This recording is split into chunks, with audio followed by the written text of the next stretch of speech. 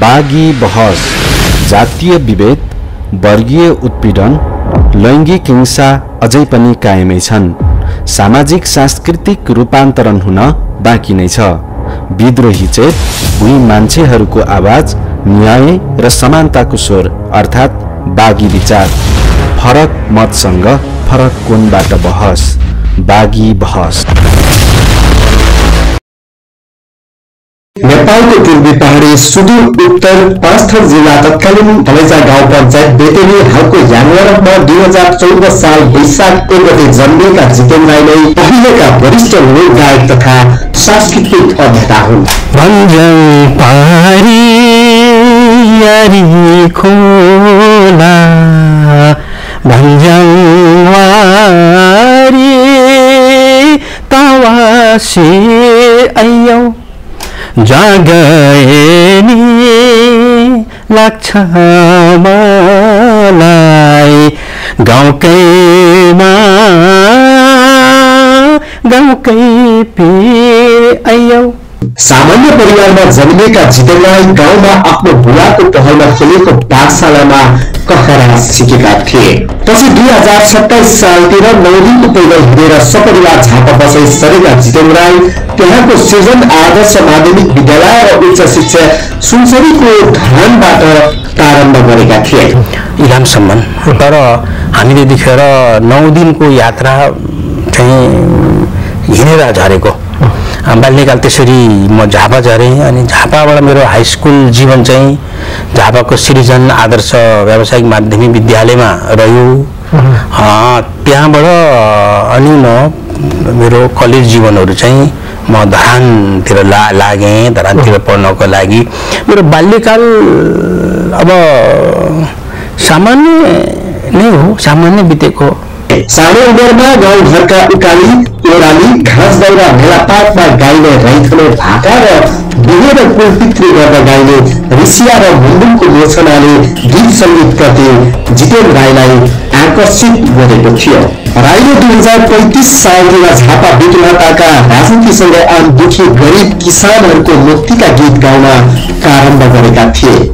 Communist आन्दोलनमा मुक्तिका गीत गाएर औपचारिक गायन यात्रा थालेका उडेलाका जितेन राई उनले विशेष गरी प्रेरणीय लोकगायन र मुन्डुम खोज अनुसन्धानका एक मोहन्य व्यक्तित्व हुन्।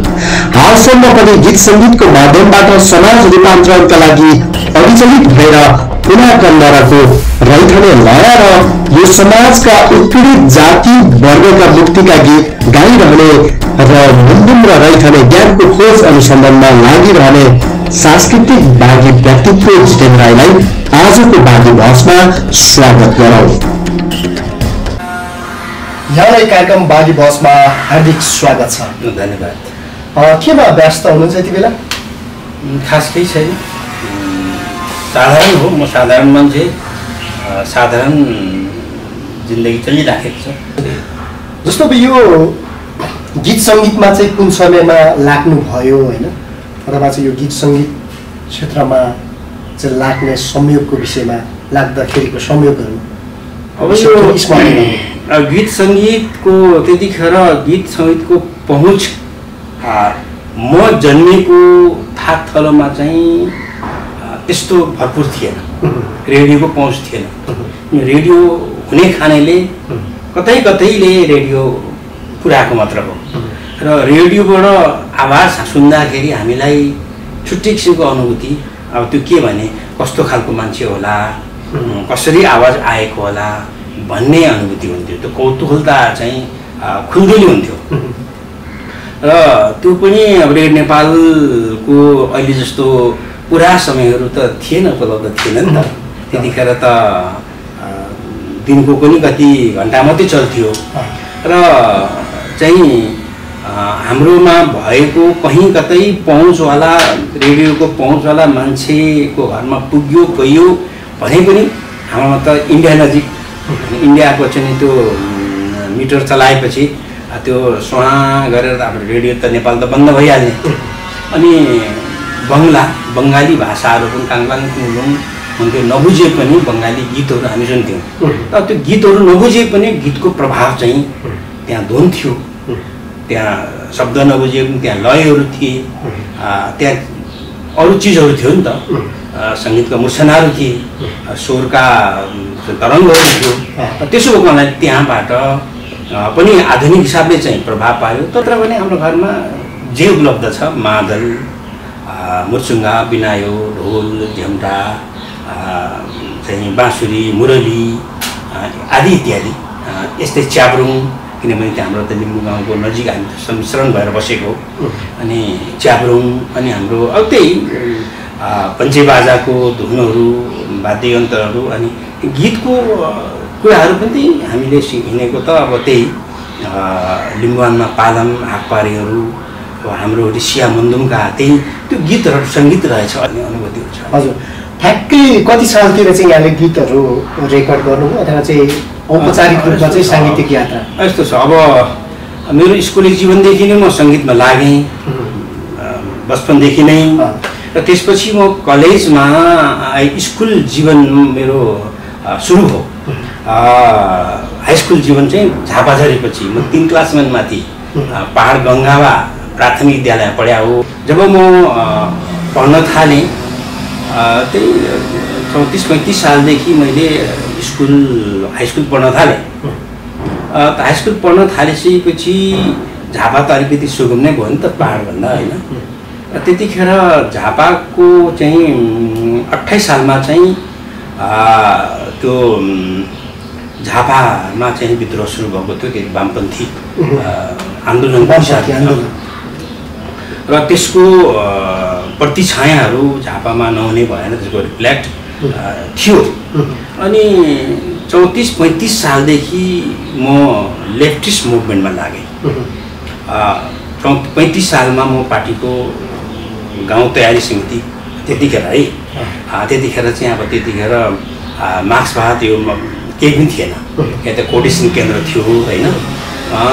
त्यतिखेर चाहिँ मालेमा थियो, होइन? त्यतिखेर कम्युनिस्टको नाममा धारहरू त थियो, तर पनि त्यो बेला हामीले बुझेको चाहिँ के छ भने फरक विचार हो, फरक पक्षले बुझेका रहेछौँ भन्ने अनुभूति हुन्छ अहिले मलाई। त्यतिखेर अनि अब गीत सङ्गीतको माध्यमबाट समाजलाई परिवर्तन गर्नु सकिन्छ, व्यवस्थालाई परिवर्तन गर्नु सकिन्छ भन्ने हिसाबले पनि मैले गीत सङ्गीत मेरो मलाई प्रभाव पायो। गीत सङ्गीतको चाहिँ त्योबाट चाहिँ मैले प्रगतिशील भनिन्थ्यो, त्यतिखेर सङ्कल्प पनि भनिन्थ्यो। 34-35 सालदेखि चाहिँ फेरि म वर्गीय, अत्यन्त वर्गवादी भएँ, अत्यन्त वर्गीय गीतहरू मात्रै गाएर, त्यतिखेर अरू केही पनि थिएन। अब त्यतिखेर लाग्छ मलाई, त्यतिखेर हामी जतिको ठुला कम्युनिस्ट, ठुला क्रान्तिकारी यो दुनियाँमा को छैन जस्तो लाग्थ्यो हामीलाई। त्यतिखेर इलाका कमिटीमा पुगेँ, इलाका कमिटी इतस भन्थ्यो, इलाका तयारी समितिमा लाग्यो। त्यतिखेर चाहिँ त्यो नेकपा भनिन्थ्यो। त्यहाँदेखि चाहिँ म प्रगतिशील गीतहरूको सिलसिलाबाट मैले अधिक गीत सङ्गीतको प्रभाव सिर्जना गरेँ, त्यहाँ होमिएँ। त्यसपछिबाट फेरि 38 सालमा एसएलसी पास गरिसकेपछि चाहिँ फेरि म धरान आएँ। धरान आइसकेपछि अलिकति ठुलो एरियाको धरानमा त अब अलिकति अब आधुनिक चाहिँ वाद्य यन्त्रहरूको पनि उपलब्ध हुने थाहा भयो। सङ्गीतकारहरू, गीतकारहरूको पनि अलिकति पढेलिखा मान्छेहरूको पनि सबै खालको चाहिँ भेट हुने थाहा भएको कारणले म धरान पढ्न थालेँ। धरान पढ्न थालिसकेपछि चाहिँ अझ गीत सङ्गीतको माध्यमबाट समाजलाई परिवर्तन गर्न सकिन्छ भनेर होमिएर लाग्यो।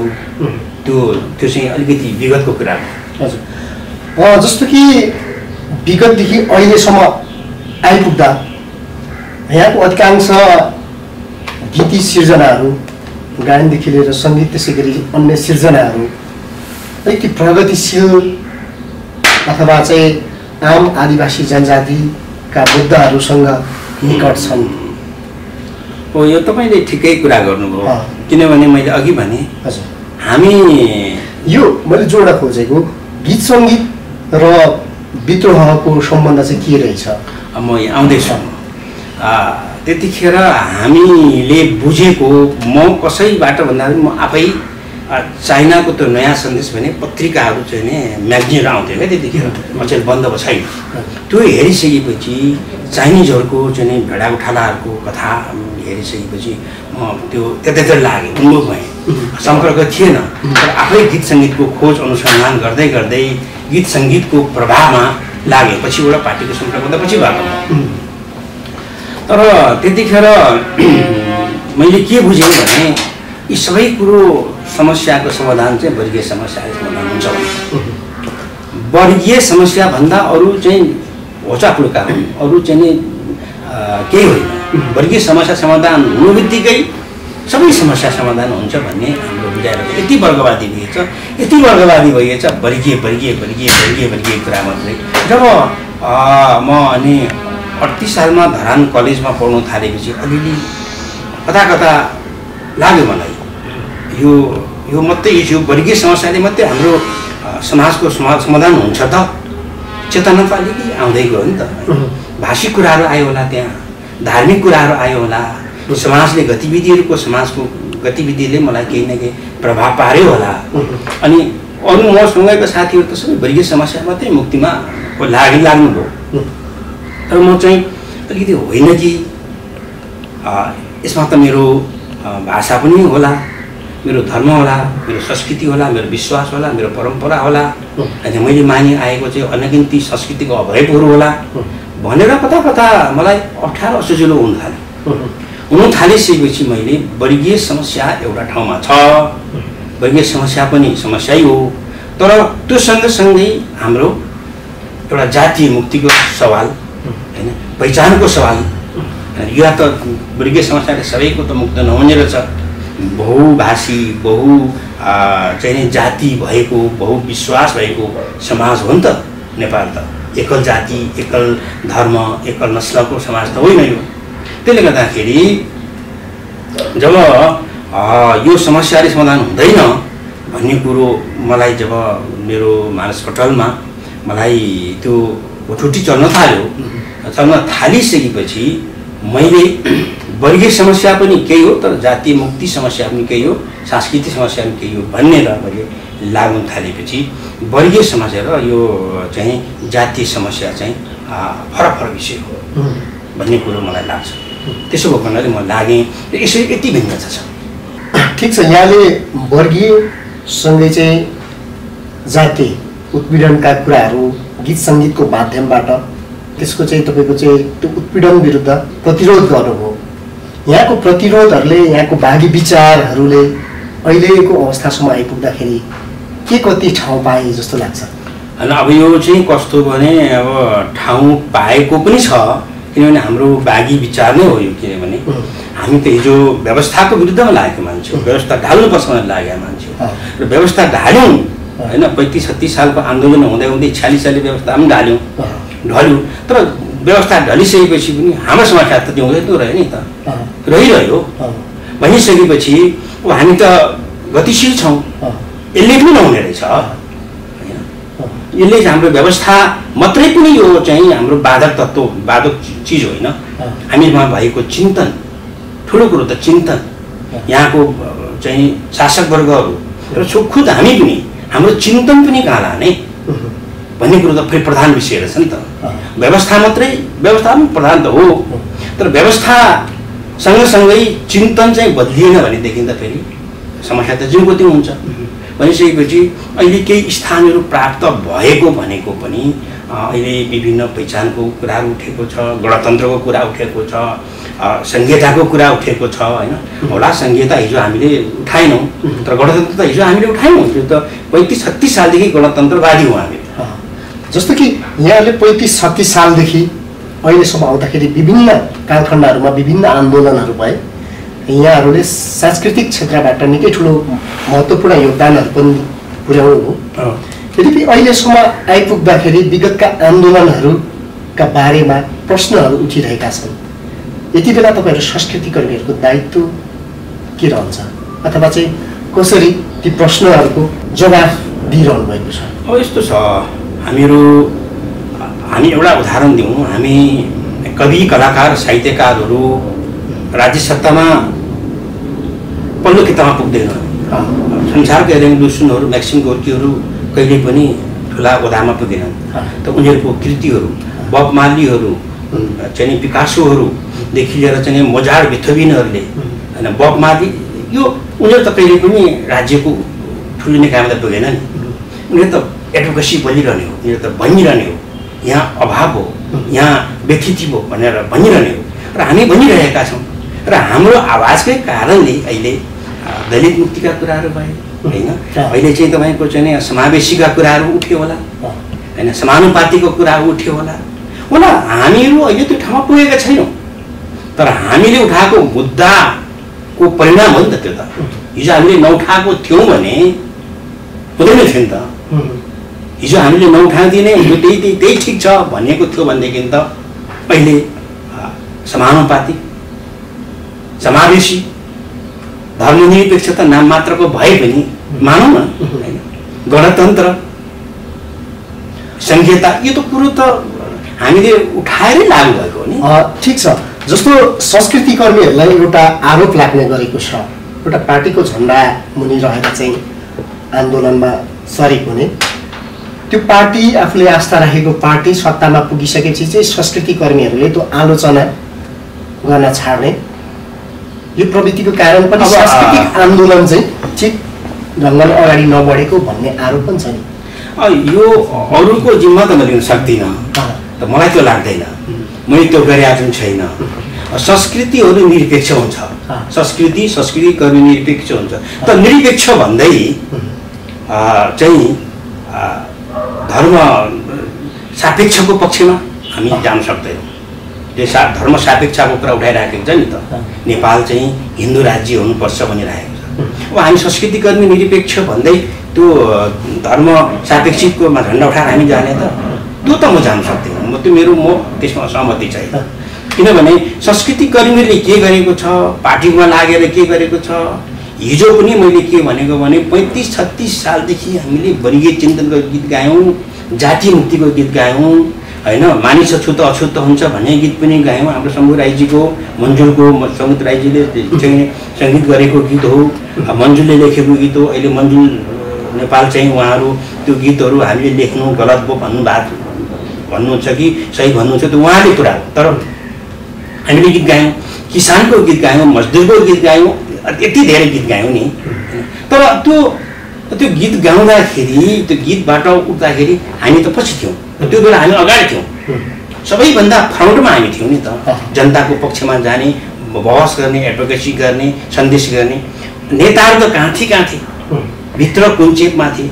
तर उनीहरू पछिबाट के भयो भन्दाखेरि हामी जहिले पनि हामी चाहिँ त्यो विचारलाई हामी चाहिँ अगाडि चाहिँ ल्यायौँ। त त्यो विचारलाई ठिकसँगले समात्न सकेन नेताहरू। अहिलेको जुन पोलिटिकल पार्टीको नेताहरू जोकै होस् एबिसी, उनीहरू हिजो हामीले गीतको माध्यमबाट, स्वरको माध्यमबाट, नृत्यको माध्यमबाट, सङ्गीतको माध्यमबाट हामीले जे कुरा भन्यौँ त्यो त आकाशभूमि फरक परेर गयो।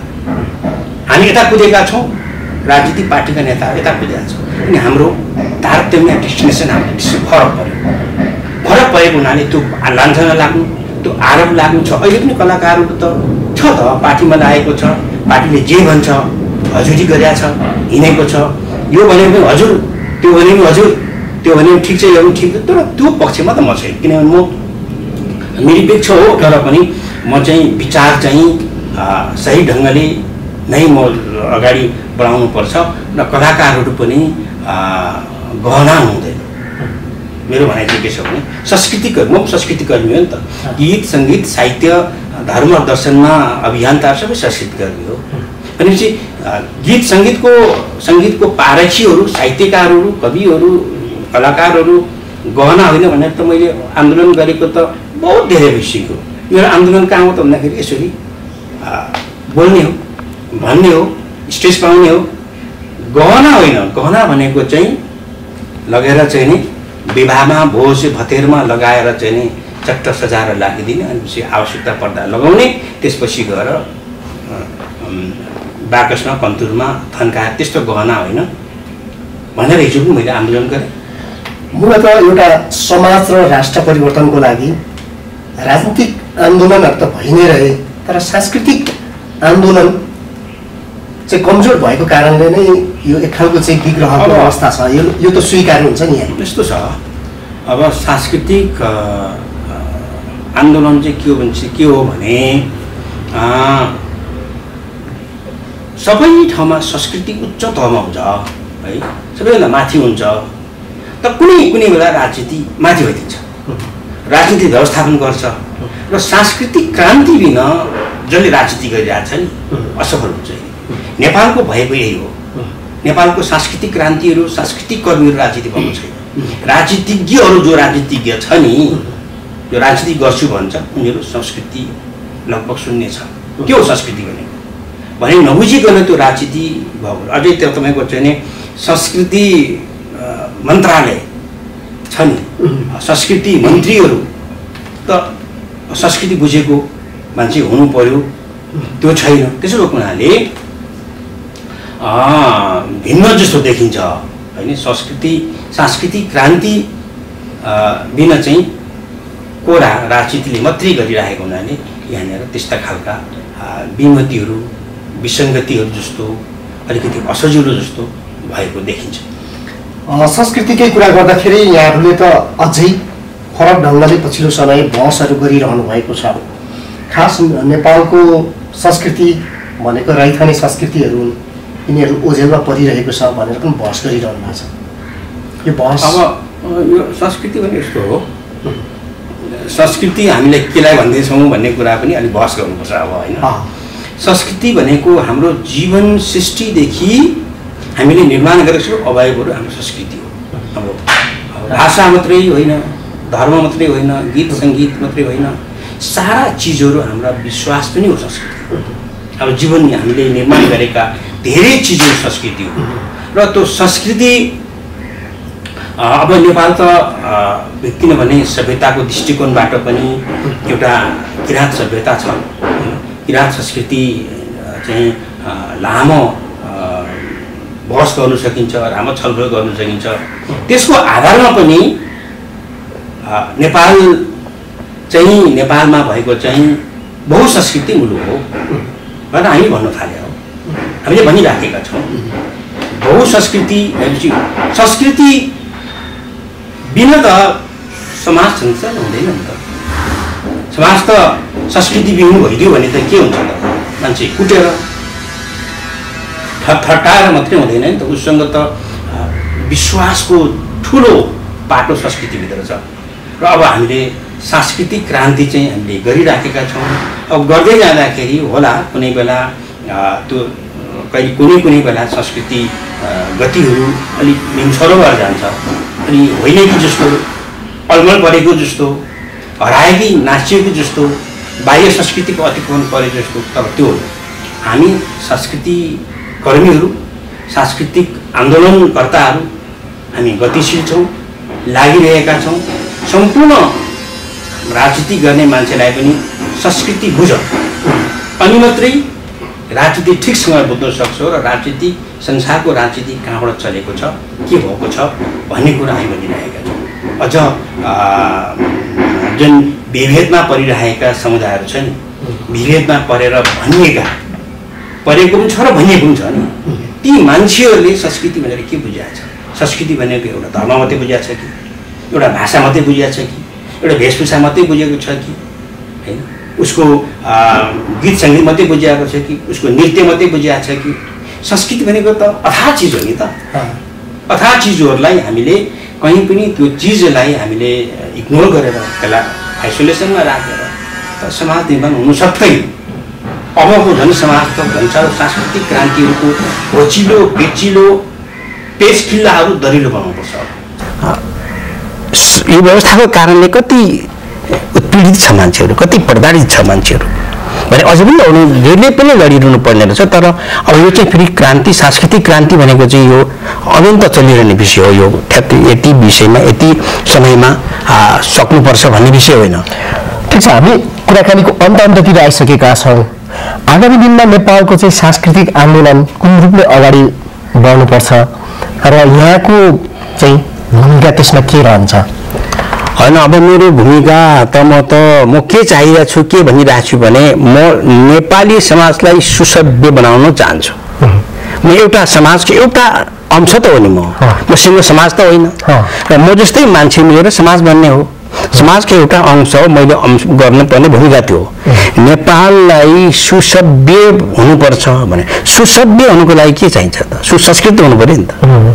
सुसभ्य हुनुको लागि होला उसको शिष्टता होला, उसको सबै उसले चाहिँ नै आफ्नो अपनत्व बोध होला हैन। उसले म पनि यो जीवन यो समाजको यो देशको एउटा नागरिक भन्ने अनुभूति हुनु पर्दो होला हैन। र कसैले कसैबाट चाहिँ नै हेपिएको थिचिएको हैन चाहिँ हिंसामा परेको अनुभूति गर्नु हुँदैन होला। र त्यो हुनुको लागि के हो त भन्दाखेरि सबैको विश्वासको सम्मान गर्नु पर्दो होला।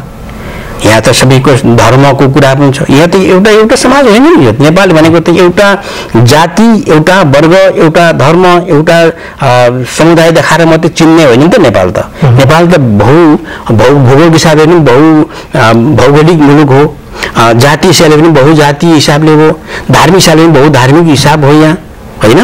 अनि सांस्कृतिकको त्यत्रो ठुलो चाहिँ हामीले विश्वलाई देखाउनु पर्ने चिज के हो त?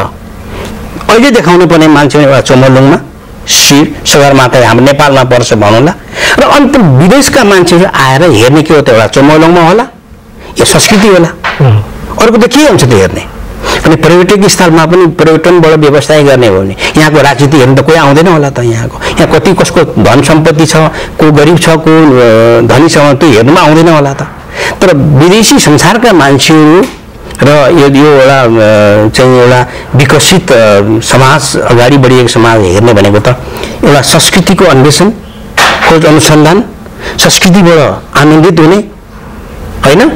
अनि त्यसको जोग्राफिक भौगोलिक बनावट, त्यसको चाहिँ नि इकोलोजीहरू भनौँ, त्यसको चाहिँ नि उनीहरू हेर्नको लागि आउने होला होइन। र त्यो गर्नको लागि, त्यो हुनको लागि त सुसभ्य एउटा मान्छे, एउटा जाति, एउटा समुदाय, एउटा धर्मको मात्रै यहाँ सम्मान हुने अथवा हालिमाली हुने अथवा ऊ मात्रै यो मुलुकको चाहिँ सबैभन्दा म मालिक हुँ भन्ने जब त्यो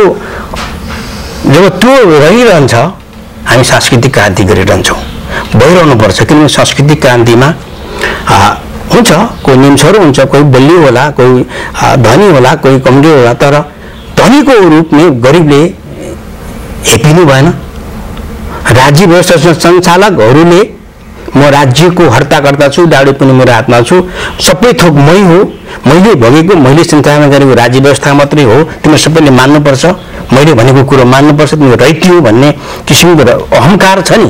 त्यो अहङ्कारको विरुद्धमा त हामीले सांस्कृतिक क्रान्ति गरिरहनुपर्छ। त्यो भइएन भन्दा फेरि समाज त जहिले पनि लङ्गडो हुन्छ, अपाङ्ग हुन्छ। यो अपाङ्ग लङ्गडो समाजको परिकल्पना म चाहिँ गर्दिनँ। हुन्छ, यहाँको बागी विचारहरू जुन सांस्कृतिक आन्दोलनबाट निरन्तर मुखरित रहिरहोस्। यो व्यस्त समयको बावजुद पनि आफ्नो बागी विचार राखिदिनु हो, त्यसका लागि यहाँलाई धेरै धेरै धन्यवाद। धन्यवाद। मेरो विचार बागी भएन, तर म यो विचार मेरो विचार हो, किनभने म यही विचार लिएको छु। तपाईँको सिङ्गो टिमप्रति तपाईँको सुखद जीवनको कामना गर्दछु। र मेरो विचार लाखौं करोडौं मान्छेहरूको बिचमा पुर्याउने जो प्रयत्न गर्नु, त्यसको लागि तपाईँलाई अन्तमा फेरि हार्दिक आभार कृतज्ञता जाहेर गर्छु। हस्, धन्यवाद। सेवा।